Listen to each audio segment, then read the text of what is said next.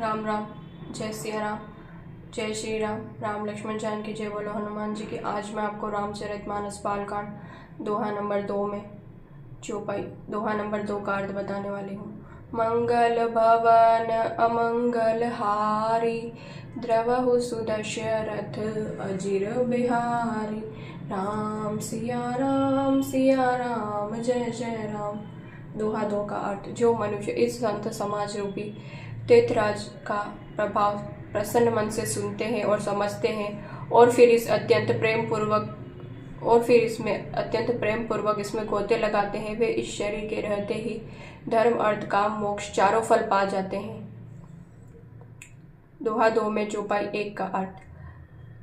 इस तीर्थराज में स्नान का फल तत्काल ऐसा दिखने में आता है जैसे कोई कोयल बन जाते हैं और बगुले हंस बन जाते हैं। यह सुनकर कोई आश्चर्य न करे, क्योंकि सत्संग की महिमा छिपी नहीं है।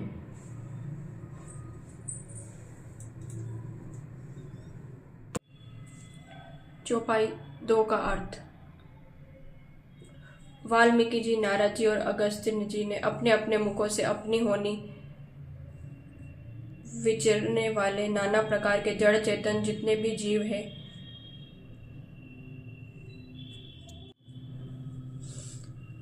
दोहा 2 में चौपाई 2 का अर्थ। वाल्मीकि जी, नारद जी और अगस्त्य जी ने अपने अपने मुखों से अपनी होनी जीवन वृतांत कही है। जल में रहने वाले, जमीन पर चलने वाले और आकाश में विचरने वाले नाना प्रकार के जड़ चेतन जीव जो इस जगत में हैं। चौपाई 3 का अर्थ। उनमें से जिसने जिस समय जहाँ कहीं भी जिस किसी यत्न से बुद्धि, कीर्ति, सद्बुद्धि, विभूति, ऐश्वर्य और भलाई पाई है, सो सब सत्संग का ही प्रभाव समझना चाहिए। वेदों में और लोक में इनकी प्राप्ति का दूसरा कोई उपाय नहीं है। रामचरितमानस बालकांड दोहा 2 में चौपाई 4 का अर्थ। सत्संग के बिना विवेक नहीं होता है और श्री राम जी की कृपा के बिना यह सत्संग सहज में मिलता नहीं है। सत्संगति आनंद और कल्याण की जड़ है। सत्संगति से क्या प्राप्त होता है? आनंद और कल्याण। अगर हमारी संगति अच्छी होगी तो हमें आनंद और कल्याण की प्राप्ति होगी। सत्संगति की सिद्धि मतलब प्राप्ति ही फल है और सब साधन तो फूल हैं।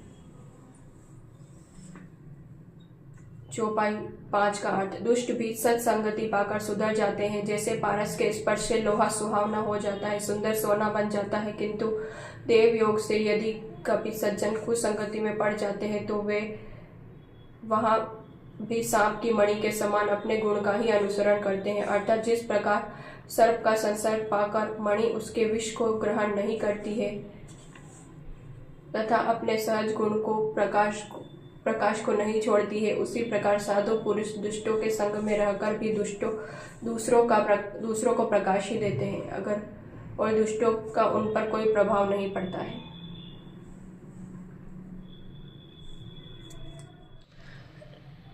रामचरितमानस बालकांड दोहा 2 में चौपाई 6 का अर्थ।